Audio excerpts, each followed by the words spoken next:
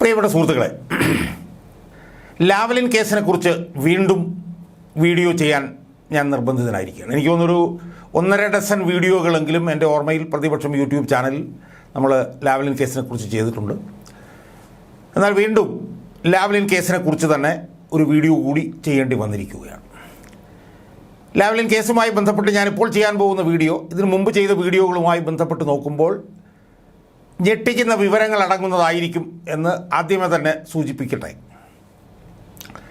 Lavalin കേസുമായി ബന്ധപ്പെട്ടുകൊണ്ട് supreme കോടതിയിൽ എന്താണ് നടന്നത് എന്നതിൻ്റെ വിശദാംശങ്ങളാണ് ഞാൻ ഈ വീഡിയോയിലൂടെ എൻ്റെ പ്രേക്ഷകരുമായി ചർച്ച ചെയ്യാൻ പോകുന്നത്. സുഹൃത്തുക്കളെ, നമുക്കറിയാം ലാവ്ലിൻ കേസിൽ പിണറായി വിജയൻ, അന്നത്തെ ഊർജ വകുപ്പ് മന്ത്രിയായിരുന്ന പിണറായി വിജയൻ, ഊർജ വകുപ്പ് സെക്രട്ടറി ആയിരുന്ന കെ മോഹനചന്ദ്രൻ, അതുപോലെ തന്നെ ഊർജ്ജ വകുപ്പിൽ അഡീഷണൽ സെക്രട്ടറി ആയിരുന്ന എ ഫ്രാൻസിസ്, ഈ 3 പേരെയും കുറ്റവിമുക്തരാക്കിക്കൊണ്ടും കസ്തൂരിരംഗ അയ്യർ എന്ന് പറയുന്ന അന്നത്തെ ഇലക്ട്രിസിറ്റി ബോർഡിലെ എക്സിക്യൂട്ടീവ് എഞ്ചിനീയർ, അതുപോലെ തന്നെ അക്കൗണ്ട്സ് മെമ്പറായിട്ടുള്ള രാജശേഖരൻ നായർ, അതുപോലെ തന്നെ അന്ന് ഇലക്ട്രിസിറ്റി ബോർഡ് ചെയർമാനായിരുന്ന ആർ ശിവരാജൻ, ഇവരെ 3 പേരെയും വിചാരണ ചെയ്യണം എന്ന് പറഞ്ഞുകൊണ്ടും 2017 ഓഗസ്റ്റ് 23 കേരള ഹൈക്കോടതിയിലെ സിംഗിൾ ബെഞ്ച് പി ഉബൈദ് പുറപ്പെടുവിച്ച വിധിന്യായത്തിനെതിരെ 2017 10-ാം മാസം 27-ാം തീയതി CBI സുപ്രീം കോടതിയിൽ അപ്പീൽ സമർപ്പിക്കുകയുണ്ടായി. ആ അപ്പീൽ സമർപ്പിച്ച് 6 വർഷവും 6 മാസവും 23 ദിവസവും കഴിഞ്ഞിട്ടും ആ അപ്പീൽ പരിഗണിച്ചില്ല എന്ന് മാത്രമല്ല, ഈ 6.5 വർഷത്തിനിടയിൽ ഈ പിണറായി വിജയൻ ഉൾപ്പെടെയുള്ള 3 പേരെ കുറ്റമുക്തനാക്കിയതിനെതിരെ CBI സുപ്രീം കോടതിയിൽ സമർപ്പിച്ച ആ അപ്പീൽ 39 തവണയാണ് സുപ്രീം കോടതി മാറ്റിവെച്ചത്. സുഹൃത്തുക്കളെ, ആ മാറ്റിവെക്കലുമായി ബന്ധപ്പെട്ട് 39 തവണ മാറ്റിവെച്ചെന്ന് പറയുമ്പോൾ ഒരു 10-25 തവണ രജിസ്ട്രിയിൽ വന്നിട്ട് കമ്പ്യൂട്ടർ ജനറേറ്റഡ് ആയിട്ട് ഡേറ്റുകൾ രജിസ്ട്രിയിൽ വരികയും ബെഞ്ചിൽ വരാതിരിക്കുകയും ചെയ്ത ഒരു 10-25 തവണയുണ്ട്. അത് മാറ്റിവെച്ചാൽ പോലും ഏറ്റവും അവസാനം 16/5/2024 മാറ്റിവെച്ചത് ഉൾപ്പെടെ നോക്കിയാൽ 39 തവണ ഈ കേസ് സുപ്രീം കോടതി മാറ്റിവെക്കുകയുണ്ടായി. ആ മാറ്റിവെച്ചതുമായി ബന്ധപ്പെട്ടിട്ടുള്ള വിശദാംശങ്ങൾ ആണ് ഈ വീഡിയോയിൽ വിശദമായി നമ്മൾ പരിഗണിക്കാൻ പോകുന്നത്.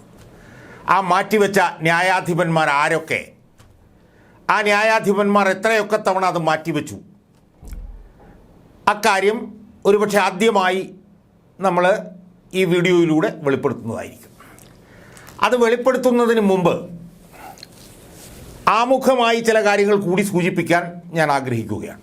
കാരണം നമുക്കറിയാം, ഇത് ഉന്നതനായിട്ടുള്ള ഒരു രാഷ്ട്രീയ നേതാവ് ഉൾപ്പെട്ടു എന്ന് CBI പറയുന്ന ഒരു കേസിലെ വാദമാണ് ഇങ്ങനെ മാറ്റിവെച്ച് പോകുന്നത്. ഒരു സംസ്ഥാന മുഖ്യമന്ത്രിയായ ശ്രീമാൻ പിണറായി വിജയൻ്റെ ഇടപെടൽ ആരോപിക്കപ്പെടുന്ന ഒരു കേസിലാണ് 39 പ്രാവശ്യമായി ഇത് മാറ്റിവെക്കപ്പെടുന്നത്. ഇതിന് സമാനമായി നമ്മൾ വേറൊരു മുഖ്യമന്ത്രിയുടെ കാര്യം നോക്കിയാൽ അത് ഡൽഹി മുഖ്യമന്ത്രി അരവിന്ദ് കെജ്രിവാളാണ്. അദ്ദേഹം ജയിലിലായിരുന്നു 1.5 മാസക്കാലം. ഇപ്പോൾ ജൂൺ 1-ാം തീയതി വരെ ജാമ്യത്തിലാണ്. അതിനുശേഷം വീണ്ടും ജയിലിലേക്ക് പോകണം. ജാർഖണ്ഡ് മുഖ്യമന്ത്രിയായിരുന്ന ഹേമന്ത് സോറൻ ജനുവരി 31 മുതൽ ഇപ്പോഴും അദ്ദേഹം ജയിലിൽ കിടക്കുകയാണ്. ആ പശ്ചാത്തലത്തിലാണ് മറ്റൊരു മുഖ്യമന്ത്രിയായിട്ടുള്ള പിണറായി വിജയൻ്റെ ഇടപെടൽ ആരോപിക്കപ്പെടുന്ന ഈ കേസ്, അല്ലെങ്കിൽ അദ്ദേഹത്തെ കുറ്റമുക്തനാക്കിയതിനെതിരായിട്ടുള്ള അപ്പീല് കഴിഞ്ഞ 6.5 വർഷക്കാലമായി 39 തവണ സുപ്രീം കോടതിയിൽ ഇങ്ങനെ മാറ്റിവെച്ച് പോകുന്നത്. അങ്ങനെ മാറ്റിവെച്ച ന്യായാധിപന്മാർ ആരൊക്കെയാണെന്നുള്ള വിശദാംശങ്ങളാണ് നമ്മൾ ഈ വീഡിയോയുടെ 2-ാം ഭാഗത്ത് നമ്മൾ കൊണ്ടുവരിക. എന്നാൽ 1-ാം ഭാഗത്ത് ഇതുമായി ബന്ധപ്പെട്ട വളരെ ഗൗരവതരമായ സുപ്രധാനമായിട്ടുള്ള ചില കാര്യങ്ങൾ പ്രേക്ഷകരുമായി ചർച്ച ചെയ്യാൻ വേണ്ടിയിട്ട് ഞാൻ ആഗ്രഹിക്കുന്നു.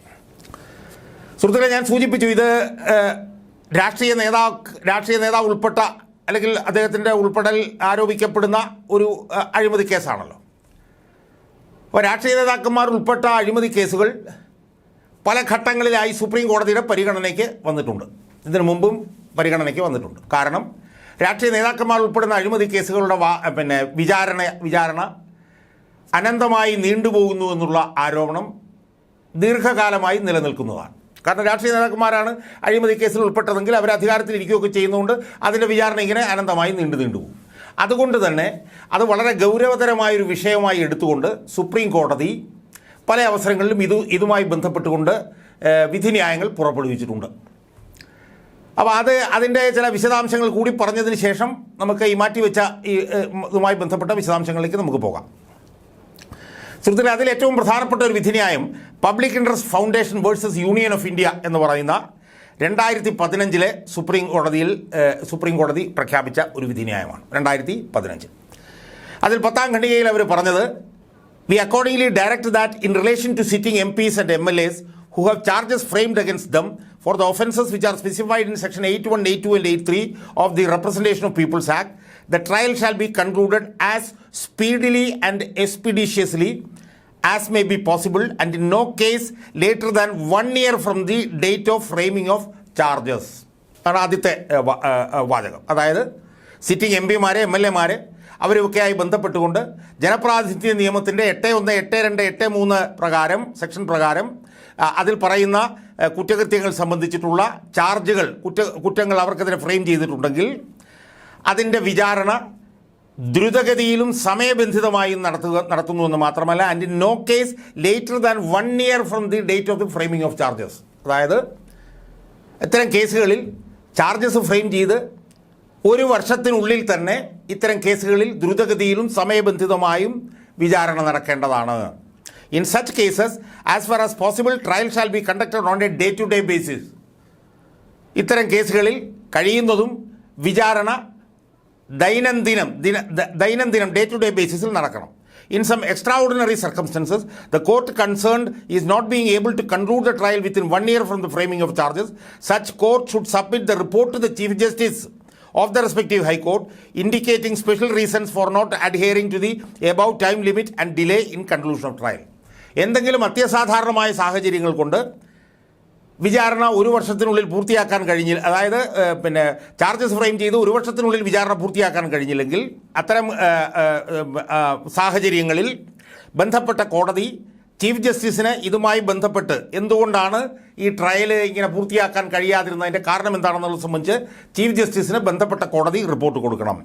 In such situation, Chief Justice may issue appropriate direction to the court concerned extending the time for the conclusion of the trial. ഇത്തരം സാഹചര്യങ്ങളിൽ ചീഫ് ജസ്റ്റിസ് ഇതിൻ്റെ വിചാരണ കുറച്ച് കാലത്തേക്കും കൂടി നീട്ടാനുള്ള അനുവാദം കൊടുക്കണം. ഇതാണ് 2015 രാഷ്ട്രീയ നേതാക്കന്മാർ ഉൾപ്പെട്ട കേസിൽ സുപ്രീം കോടതി പുറപ്പെടുവിച്ച വിധിന്യായത്തിലെ വളരെ നിർണായകമായിട്ടുള്ള ഒരു ഖണ്ഡിക. അത് public interest foundation versus union of India എന്ന് പറയുന്നൊരു കേസിലാണ്. സുഹൃത്തുക്കളെ, ഈ കാര്യം സുപ്രീം കോടതി ഒരു തവണ കൂടി ആവർത്തിച്ച് പ്രഖ്യാപിച്ചു. അത് ഏറ്റവും പുതിയ ഒരു വിധിന്യായത്തിലാണ്. 2023 നവംബർ 9 ഇന്ത്യയുടെ സുപ്രീം കോടതിയിൽ ചീഫ് ജസ്റ്റിസ് DY ചന്ദ്രചൂഡും PS നരസിംഹയും മനോജ് മിശ്രയും അടങ്ങുന്ന ഒരു 3 അംഗ ബെഞ്ച് ഇതുമായി ബന്ധപ്പെട്ട വേറൊരു കേസ് പരിഗണനയ്ക്കെടുത്തപ്പോൾ അതിൻ്റെ വിധിന്യായത്തിൽ ഈ നവംബർ 9, 2023 പുറപ്പെടുവിച്ച വിധിന്യായത്തിലാണ് 2015 public interest foundation versus union of ഇന്ത്യയിൽ പറഞ്ഞ ആ വിധിന്യായത്തിലെ പ്രസക്തമായിട്ടുള്ള ഖണ്ഡിക അവർ വീണ്ടും റീട്രേറ്റ് ചെയ്ത് ആവർത്തിച്ച് പ്രഖ്യാപിച്ചത്. ഈ November 9, 2023 case Ashwini Kumar Upadhyay versus union of India എന്നുള്ളതായിരുന്നു ആ കേസ്. ആ കേസിൽ സുപ്രീം കോടതി വളരെ നിർണായകമായിട്ടുള്ള ചില മാർഗനിർദ്ദേശങ്ങൾ അവർ മുന്നോട്ട് വെച്ചു. ഈ കേസ് വിശദമായി പരിഗണിച്ചതിന് ശേഷം അവർ പറഞ്ഞു, having considered the matter in detail we direct that learned chief justice of the ഹൈക്കോടതി, അതായത് ഏതാണ്ടൊരു 7ഓളം മാർഗനിർദ്ദേശങ്ങൾ ഈ നവംബർ 9, 2023 ആ കേസിൽ അവർ മുന്നോട്ട് വെച്ചു. അപ്പോൾ അത് പറയുന്നതിന് മുമ്പ് അതെന്തായിരുന്നു കേസ്? ആ കേസെന്ന് പറയുന്നത് അതൊരു പൊതുതാൽപര്യ ഹർജിയായിരുന്നു.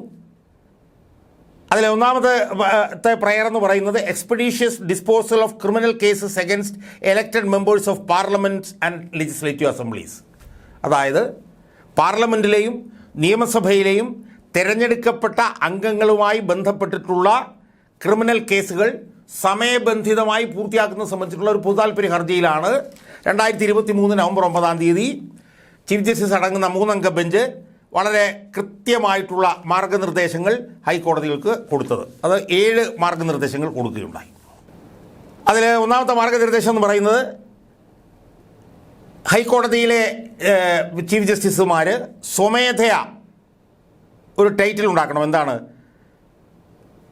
In re designated courts of MPs and MLAs എന്ന് പറഞ്ഞിട്ടൊരു ടൈറ്റിൽ ഉണ്ടാക്കിയിട്ട് അവർ പാർലമെൻറ്റിലും നിയമസഭയിലുമുള്ള അംഗങ്ങളുടെ പേരിൽ നിലനിൽക്കുന്ന കേസുകൾ തീർക്കുന്നതിൻ്റെ ഏർലി ഡിസ്പോസൽ മോണിറ്റർ ചെയ്യുന്നതിന് വേണ്ടി ഒരു ടൈറ്റിൽ അവരുണ്ടാക്കണം. അതുപോലെ തന്നെ ഒരു സ്പെഷ്യൽ ബെഞ്ച് ഇതിനു വേണ്ടിയിട്ട് ഉണ്ടാക്കണം. അത്തരത്തിൽ ഒരു 7ഓളം നിർദ്ദേശങ്ങൾ. High court may require the principals and session judge to bear the responsibility of allocating the special judges to such courts. അതുപോലെ തന്നെ ആ കോർട്ടുകൾ മുൻഗണന കൊടുക്കേണ്ടത്. പിന്നെ അങ്ങനെ ഒരു 7ഓളം നിർദ്ദേശങ്ങൾ, അതായത് പാർലമെൻറ്റിലെയും നിയമസഭയിലെയും തിരഞ്ഞെടുക്കപ്പെട്ട അംഗങ്ങളുമായി ബന്ധപ്പെട്ടിട്ടുള്ള ക്രിമിനൽ കേസുകൾ ദ്രുതഗതിയിലും സമയബന്ധിതവുമായി തീർക്കുന്നത് സംബന്ധിച്ച് വളരെ പ്രധാനപ്പെട്ട 7 നിർദ്ദേശങ്ങൾ 2023 നവംബർ 9 സുപ്രീം കോടതിയിലെ ചീഫ് ജസ്റ്റിസ് DY ചന്ദ്രചൂഡിൻ്റെ നേതൃത്വത്തിലുള്ള ഒരു 3-അംഗ ബെഞ്ച് ഒരു വിധിന്യായത്തിലൂടെ പറയുകയുണ്ടായി. ആ വിധിന്യായം എന്ന് പറയുന്നത് Ashwini Kumar Upadhyay versus union of India എന്ന് പറഞ്ഞിട്ടുള്ള കേസിലാണ്. അപ്പോൾ ഇതിൽ നമുക്ക് മനസ്സിലാക്കാൻ കഴിയുന്നത് എന്താ സുഹൃത്തുക്കളെ? ഇതിൽ നമുക്ക് മനസ്സിലാക്കാൻ കഴിയുന്നത് പാർലമെൻറ്റിലും നിയമസഭയിലും അംഗങ്ങളായിട്ടുള്ള ജനപ്രതിനിധികൾക്കെതിരെ ഉള്ള ക്രിമിനൽ കേസുകൾ എക്സ്പെഡീഷ്യസായി ഡിസ്പോസ് ചെയ്യുന്നതിന് വേണ്ടി, അതായത് സമയബന്ധിതമായും ദ്രുതഗതിയിലും ഡിസ്പോസ് ചെയ്യുന്നതുമായി ബന്ധപ്പെട്ടുകൊണ്ട് 2015-ലും 2023-ലുമൊക്കെ സുപ്രീം കോടതി അതിനിർണായകമായിട്ടുള്ള വിധിന്യായങ്ങൾ പുറപ്പെടുവിച്ചിട്ടുണ്ട്. ആ വിധിന്യായങ്ങളുടെ എല്ലാം അന്തസത്ത എന്ന് പറയുന്നത് പാർലമെൻറ്റിലും നിയമസഭയിലും അംഗങ്ങളായിട്ടുള്ള ജനപ്രതിനിധികളുമായി ബന്ധപ്പെട്ടിട്ടുള്ള കേസുകൾ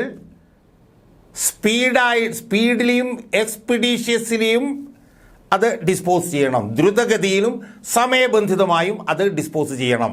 ഇതാണ് ഈ വിധിന്യായങ്ങളെല്ലാം അർത്ഥശങ്കയ്ക്കിടയില്ലാത്ത വിധം സംശയലേശമന്യേ നമ്മളോട് ഈ വിധിന്യായങ്ങൾ പറയും. അതിൽ 2023 നവംബർ 9 വിധിന്യായത്തിന് നേതൃത്വം കൊടുത്തിട്ടുള്ളത് സുപ്രീം കോടതി ചീഫ് ജസ്റ്റിസ് ആയിട്ടുള്ള DY ചന്ദ്രചൂഡാണ്. സുഹൃത്തുക്കളെ, ഇനി ഈ പശ്ചാത്തലത്തിലാണ് ലാവ്ലിൻ കേസ് കഴിഞ്ഞ 6 വർഷവും 6 മാസവും 23 ദിവസവുമായി സുപ്രീം കോടതിയിൽ മാറ്റിവെക്കപ്പെട്ടതിൻ്റെ വിശദാംശങ്ങളിലേക്ക് നമ്മൾ കടക്കാൻ പോകുന്നു. ഒരുപക്ഷെ ആദ്യമായിട്ടായിരിക്കാം ആ 6 വർഷക്കാലം 39 തവണ ഈ കേസ് മാറ്റിവെച്ചപ്പോൾ ഏതൊക്കെ ന്യായാധിപന്മാരാണ്, എത്ര ചീഫ് ജസ്റ്റിസുമാർ, എത്ര ജഡ്ജിമാർ, അവരൊക്കെ ഈ ലാവ്ലിൻ കേസ് മാറ്റിവെക്കുന്നതിൽ പങ്കാളികളായി എന്നുള്ളതിൻ്റെ വിശദാംശങ്ങൾ ഒരുപക്ഷെ ആദ്യമായിട്ടായിരിക്കാം പൊതുമണ്ഡലത്തിൽ വെളിപ്പെടുത്തപ്പെടുന്നത്. സുഹൃത്തുക്കളെ, ഞാൻ നേരത്തെ സൂചിപ്പിച്ചു 6 വർഷവും 6 മാസവും 23 ദിവസത്തിനുമിടയിൽ, അതായത് 27/10/2017-നും 16/5/2024-നും ഇടയിൽ 39 തവണയാണ് ലാവ്ലിൻ കേസ് സുപ്രീം കോടതിയിൽ മാറ്റിവെച്ചത്. 39 പ്രാവശ്യം. അത് 16/5/2024 വരെ. ഇപ്പോഴും അതിങ്ങനെ മാറ്റിവെക്കാനുള്ള സാഹചര്യത്തിൽ കിടക്കുകയാണ്. ഇപ്പോൾ സുപ്രീം കോടതി അവധിയാണ്. ഈ സുപ്രീം കോടതി അവധി കഴിയുമ്പോൾ എന്ത് സംഭവിക്കുന്നുള്ളത് അപ്പോൾ നമുക്ക് കാണാൻ കഴിയും. സുഹൃത്തുക്കൾ, ഇത് പരിശോധിക്കുമ്പോൾ നമുക്ക് കാണാൻ കഴിയുന്ന ഞെട്ടിക്കുന്നൊരു സംഭവം എന്താണെന്നറിയോ? ഈ 39 പ്രാവശ്യം കഴിഞ്ഞ 6.5 വർഷക്കാലത്തിനുള്ളിൽ ലാവ്ലിൻ കേസ് സുപ്രീം കോടതിയിൽ മാറ്റിവെച്ചതിൽ 25 പ്രാവശ്യവും ചീഫ് ജസ്റ്റിസുമാരടങ്ങുന്ന ബെഞ്ചാണ് ലാവ്ലിൻ കേസ് മാറ്റിവെച്ചത് എന്നുള്ളതാണ്. 39-ൽ 25 പ്രാവശ്യവും. അപ്പോൾ അതിൽ 6 ചീഫ് ജസ്റ്റിസുമാർ ഉൾപ്പെടുന്ന ബെഞ്ച് ഇത് മാറ്റിവെച്ചിട്ടുണ്ട്. അപ്പോൾ ഈ കേസ് പരിഗണിച്ച് തുടങ്ങിയപ്പോൾ മുതൽ 6 ചീഫ് ജസ്റ്റിസുമാരിരുന്ന ബെഞ്ചുകൾ ഈ കേസുകൾ മാറ്റിവെച്ചിട്ടുണ്ട്. അതിൽ ഉൾപ്പെടാത്ത ഒരു ചീഫ് ജസ്റ്റിസ്, അതായത് കേസ് പരിഗണിച്ച് തുടങ്ങിയതിന് ശേഷം ലാവ്ലിൻ കേസ് മാറ്റിവെക്കുന്നതിൽ ഉൾപ്പെടാത്ത ഏക ചീഫ് ജസ്റ്റിസ് എന്ന് പറയുന്നത് DY ചന്ദ്രചൂഡ് മാത്രമാണ് എന്നുള്ളതും നമ്മൾ മനസ്സിലാക്കണം. അതിൽ ലാവ്ലിൻ കേസ് മാറ്റിവെച്ചപ്പോൾ അതിൽ പങ്കാളികളായിട്ടുള്ള ചീഫ് ജസ്റ്റിസുമാർ ഒന്ന് JS Khehar, 2 Dipak Misra, 3 Ranjan Gogoi, 4 S A Bobde, 5 N V Ramana, 6 U Lalit.